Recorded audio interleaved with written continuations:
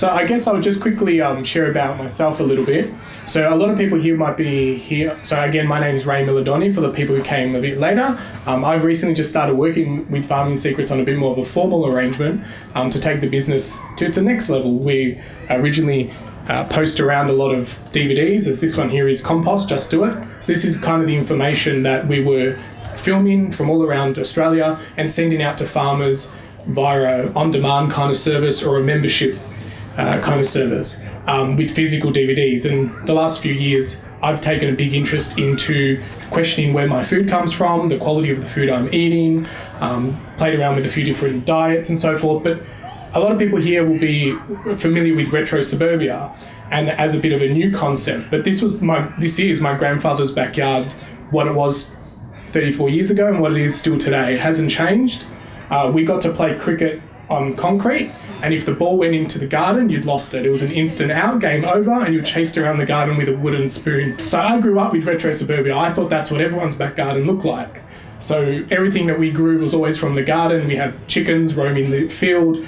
But as you can see, even my grandparents, with a lot of their knowledge, they still have bare soil. They don't really understand cover cropping, or my grandfather feels like it's productive to go out and just turn the soil for the fun of it because it gives him something to do and maybe some space for my grandmother, who's out there telling him that he's doing it wrong. It's a bit hard to see, but in this photo in the back, they're just starting to put sugarcane mulch on top of their soil just to protect it and keep the temperature higher, and that's coming from a little bit of the knowledge that I'm sharing to my dad, and then he's sharing to his dad, my grandfather. So that's the backyard that I grew up in. I also acquired 40 acres in Woodend Tilden area, which is very cold, but we took a bit more of a no chemical approach. This was before meeting Farming Secrets, and so this is me on a ride-on lawnmower, dealing with some thistles, doing a bit of chop and drop before it goes to seed. We were also hand picking it manually out every weekend in the cold or rain with a pick, or even sometimes we'd get the hand lawnmower out and just doing whatever we could to stop it from going from seed. We've now kind of realised that there's some really good nutrition in the seeds and you can do other things with it, but I didn't have the time to go out and pick or chop all the heads off and put them into a separate bag and do something else with it. But that's just to prove that if you learn some knowledge, there's a lot of derivatives that can come from something such as a weed. And so this is just me learning off YouTube. I would just in time learning. I'd head out in the paddock, I still had 4G, and I'd watch a video of what to do with thistles, and then I would go and start the lawnmower and go and do it. So I wasn't investing in a lot of information forward thinking, I was just kind of hacking it together as things came along. And the reason why I share that is because there may be a lot of people in the crowd going, I'm new to this, I don't know what to do, it seems like this knowledge is really extreme. And that's I'm still learning too. And I think the best mindset that you can have is to always be in a room where you're the not so smart person and learn from others who have done that before you. And so I was working at a company that was an education company, and Farming Secrets happened to buy one of the online courses. And so when we kind of realised that we had farming in common, the owner of the business joined us together. We met at the Christmas party and just didn't stop talking about just everything that we thought was kind of weird and nerdy and geeky, and we just kind of vibed. And so I started volunteering some of my time, and I became an affiliate of their company to promote the information they had, because the more they spoke, I just thought, wow, you have DVDs. Do people still have DVD players? And there's so much wealth of knowledge in these DVDs, and they've actually gone onto farms and interviewed farmers. And I thought, well, you're the glue. I don't have time to go and visit all these farmers and ask them questions, and they've gone out there and done that for me, and I get to just now watch a DVD and learn from others who have been there, done that, and talking from experience rather than just knowledge and textbooks. And so I was always super impressed with how much information they had, and we spent some time at Farming Secrets HQ, which is out in the Dandenong Ranges, and every time I left there, I was just like, wow, there is so much knowledge sitting on these shelves, we need to get it out there. And so I volunteered as an affiliate and was promoting their business for a small commission. And that's kind of how the relationship started. And then it went into a bit more of a formal arrangement where I was working 2 days a week, and it was all about just getting the information out there. How could we digitalize some of these DVDs and distribute them in any way that we could. If you wanted transcriptions, we'd get transcriptions. If you wanted MP3, we'll get you MP3 if you wanted to listen to it in the tractor while you were tilling the soil, learning why you shouldn't till the soil. Whatever we could do to get this information into people's hands, we were just doing it.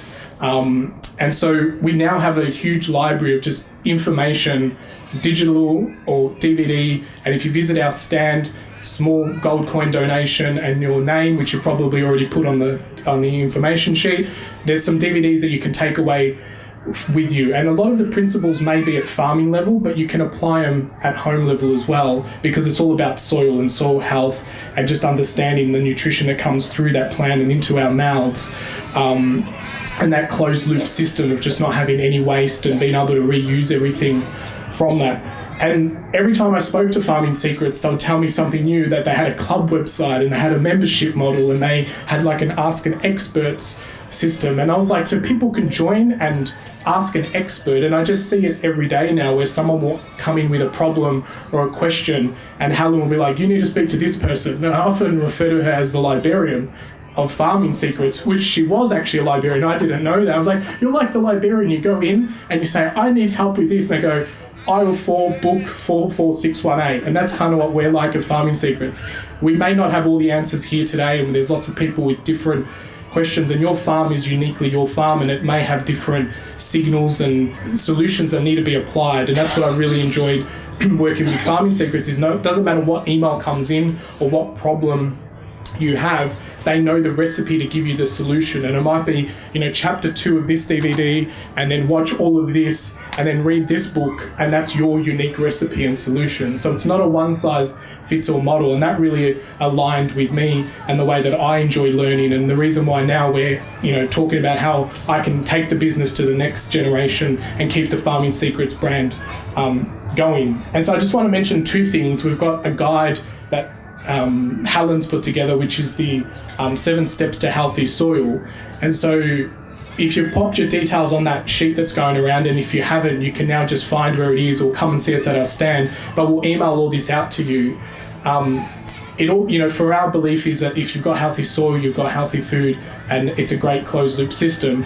And so over the years and years of interviewing farmers, Helen and Hugo found that there were these common traits and these things that you needed to do to see whether you had healthy soil, and if you didn't, from an observation walk, you could then find ways of repairing that.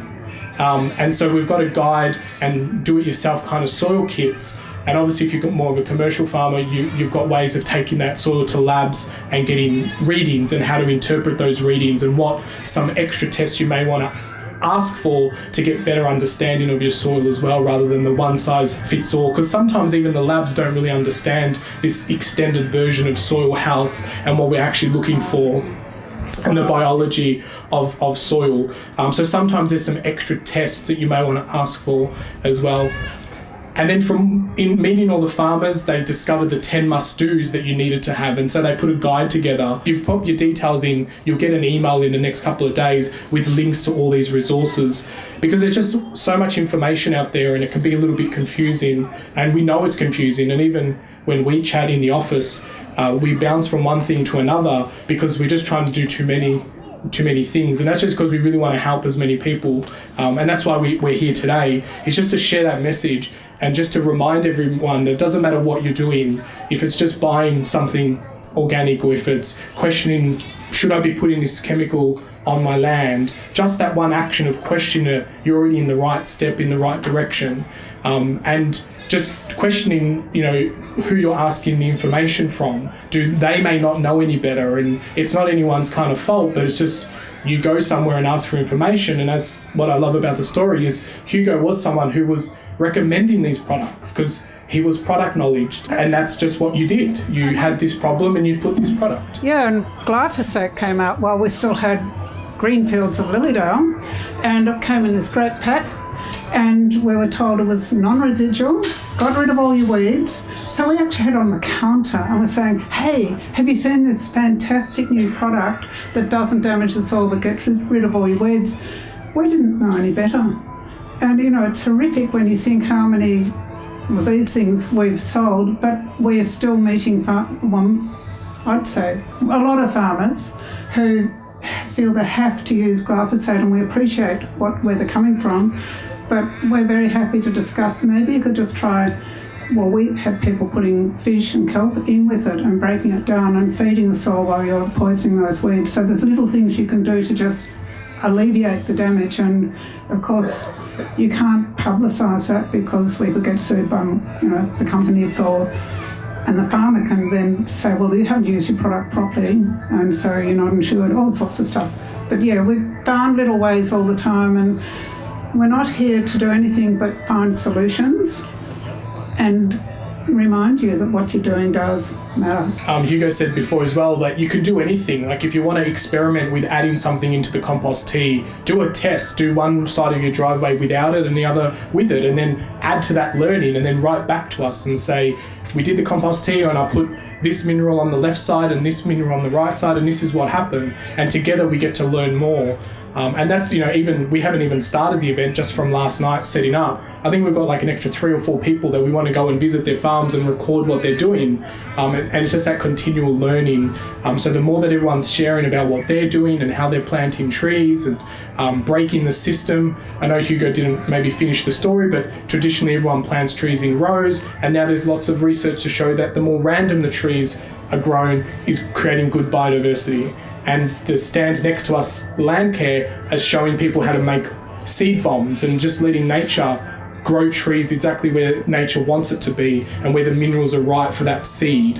And so there's that randomness and that level of just letting nature be nature in its natural course. The other great thing that I love, and even just last night we had dinner with Peter Andrews, and that was kind of on the cuff organised. There's years and years of relationships that Helen and Hugo have built up. So there's not many people, scientists, doctors, farmers, that they don't know that they can put you into contact with. If there's any questions that you have, we may not have the answers, but we may be the glue to the person or people or group that we can introduce you to. So come and have a chat to us at the stand, get around our newsletters or our information, our video and content, and be able to get access to these experts. So there is a story, and I know, I'm sorry, I didn't catch your name before with the farm. Yep, yourself? Megan. This is that photo that I was telling you about where there was 2 transparencies with neighbours' farms just, on a fence line. So that was that story was